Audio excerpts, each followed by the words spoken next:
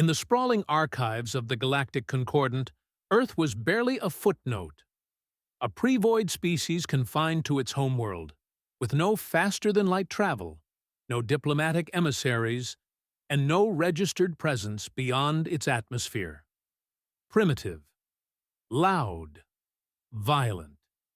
But in the back rooms of the Alzari Dominion, an empire built on conquest, resource extraction, and the pride of its high-born castes, whispers told a different story. The Proxima had once sent a scout fleet there. It never returned. The Ventari attempted colonization decades ago. Communications ceased within a week. Each time, no official reports were filed. No public defeats acknowledged. Only the silence of unexplained failure. And that silence irritated the Alzari. To High Marshal Zirvanta, such rumors only confirmed what he already believed. If the others had failed, it was because they had grown soft. Earth would be different. It would fall, as dozens of worlds before it had. The conquest would be quick, painless, efficient. He would see to that personally. The command nest of the Alzari warship, Severance of Will, pulsed dimly in low alert, the ship cloaked behind Earth's moon. The humans called their planet Earth. Unimaginative, like so much else about them. For 3 lunar cycles, Zirvanta had monitored their transmissions. A curious species, enamored with rituals and distractions. Mating dramas, consumption contests, violence packaged as entertainment. They were either incredibly naive or incredibly cunning. To his mind, they were no more threatening than a nest of stinging insects, capable of irritation, but not true harm. Another cultural spectacle? He asked, when Vice Strategist Kell summoned him to the central viewer. Kell's mandibles twitched. No, Marshal. A direct transmission, addressed to us. Zirvanta coiled upright. Play it. The screen flickered. A human female appeared, auburn-haired, wearing a deep blue uniform with unfamiliar insignia.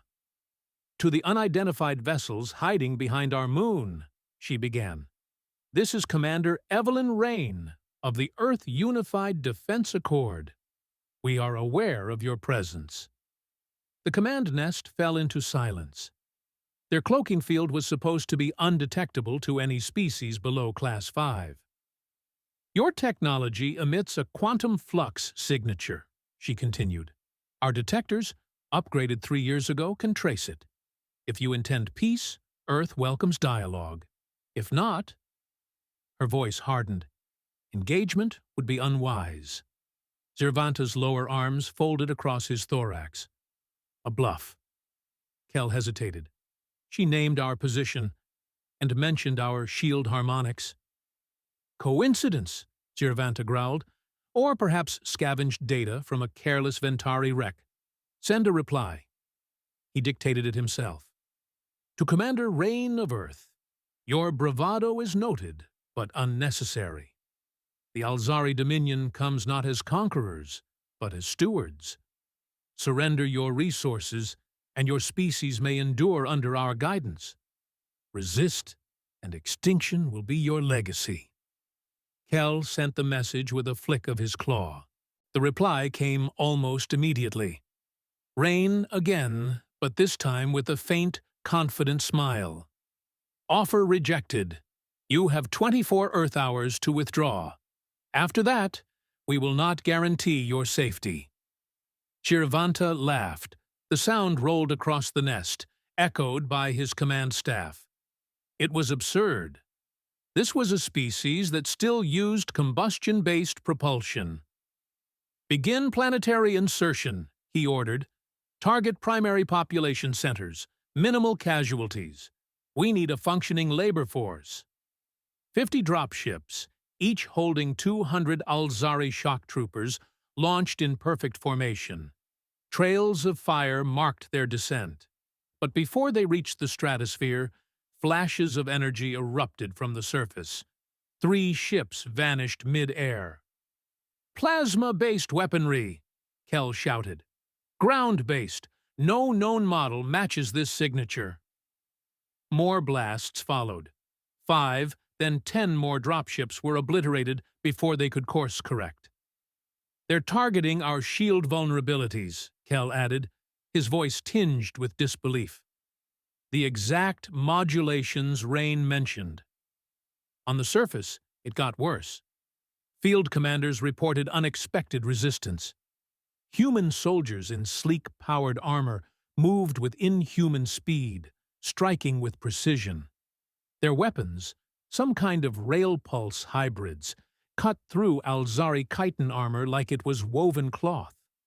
Cybernetic augmentation, murmured a bridge officer. Confirmed neural ports, ocular enhancements, skeletal reinforcement. They had ethical prohibitions against such technology, Zirvanta snapped. They suspended those prohibitions over a decade ago, Kell said grimly. Project Echo, initiated after they detected signs of extrasolar observation. They knew, Zirvanta said. All along. Zirvanta ordered orbital bombardment. 12 massive planetary assault platforms moved into formation. Each beam could reduce a continent to slag. Fire! 12 searing white beams lanced toward the surface. They never landed. Halfway down, the beams met an invisible lattice of energy, then bent upward, reversed, and streaked back into orbit. 6 of their own bombardment platforms vanished in a single instant. Kell made a choking sound. Planetary shielding, fully reflective. That's impossible, Zirvanta rasped. They're not even Class 4. A new figure appeared on the transmission screen.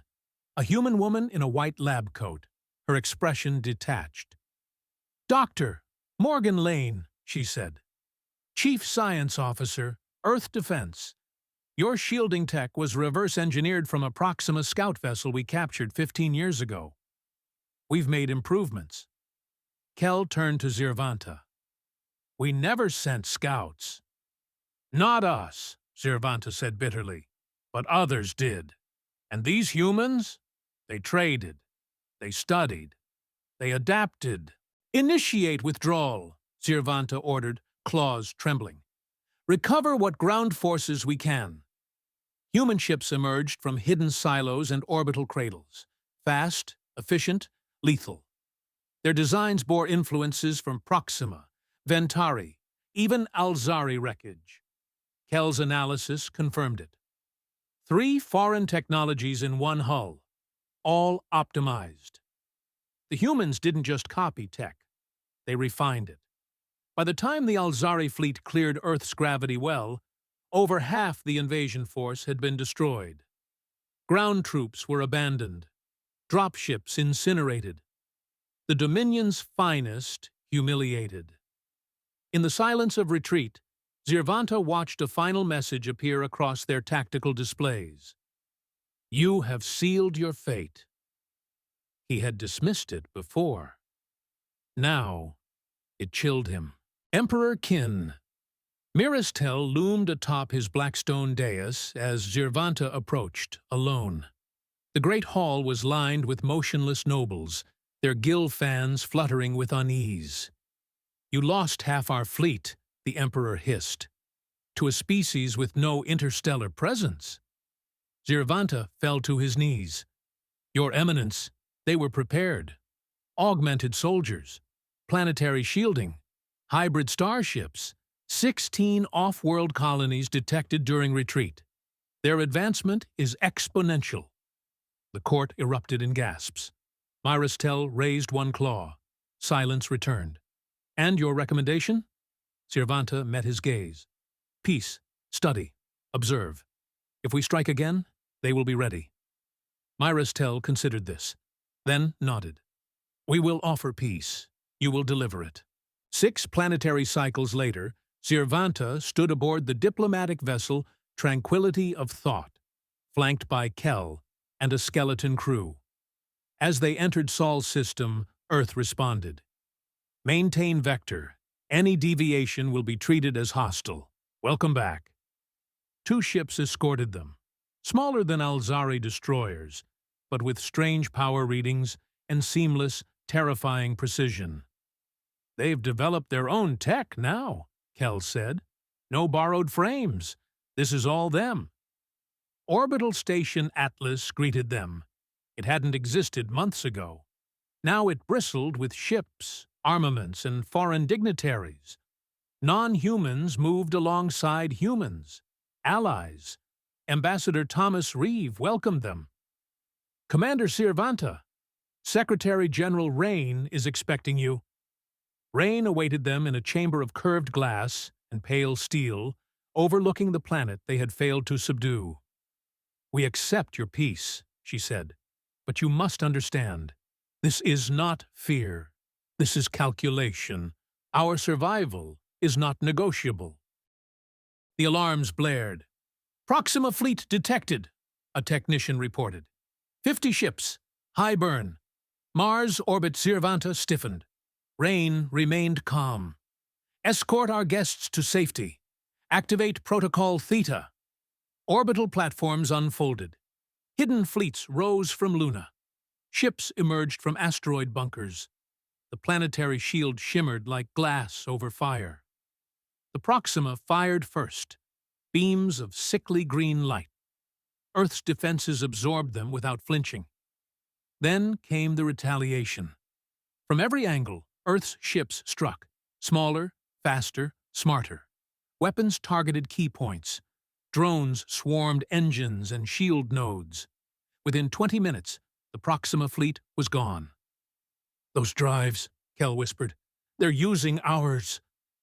"And they made them better," Cervanta said. In the aftermath, Cervanta sat again across from Rain. "You fought off 3 invasions," he said, "and you never chased us. Why?" "Because we learn," she replied. "Every attack gives us new data. Every loss, new strength. You didn't defeat us. You helped us become what we are." "And what is that?" Rain stood. "A force of nature. Not an empire. Not a species. A catalyst." The same message echoed through the chamber once more. "You have sealed your fate." Cervanta closed his eyes. Now he understood. They weren't warning Earth. They were warning the galaxy.